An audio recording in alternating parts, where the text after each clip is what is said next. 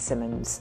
The crimes of disgraced former police officers such as Wayne Couzens and David Carrick shocked Londoners and led to calls for the Met to do more to root out predators from its ranks.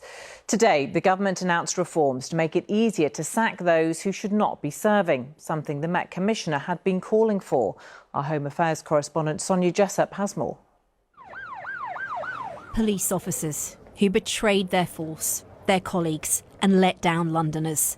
Wayne Couzens, who raped and murdered Sarah Everard. The Met's under pressure to clear out rogue officers. It's almost a year since the then new commissioner told me he needed more powers to do so. I'm not saying I can't do anything without any changes in the law. I can do an awful lot, but I've been talking with the Home Office about potential changes in regulation, so I have the final say on who can be a police officer in London. Today, the Home Office agreed. Senior police chiefs will be given more control.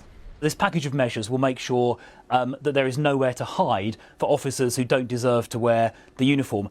Disciplinary hearings became independent of the police 7 years ago. Since then, the number of officers being sacked for gross misconduct has dropped. Under new rules, misconduct panels will be chaired by a chief constable or deputy, supported by an independent lawyer and layperson. If they decide an officer's guilty of gross misconduct, they'll face automatic dismissal. The move's welcomed by the mother of murdered sisters Bieber Henry and Nicole Smallman. 2 officers were jailed for sharing photos of their bodies. This process needs to be speeded up. It needs to be changed. It needs to be more open and transparent. And so I'm really, really pleased. The Police Federation, though, has raised concerns. It fears kangaroo courts and says officers must be treated fairly. We must see due process. We must see the ability for an officer to be able to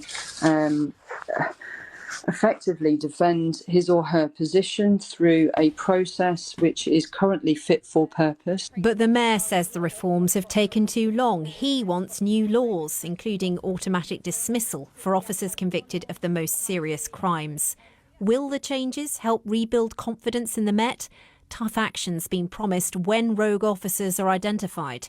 The force will also need to reassure Londoners they will do more to spot the predators and support those who stand up to them. Sonia Jessup, BBC London.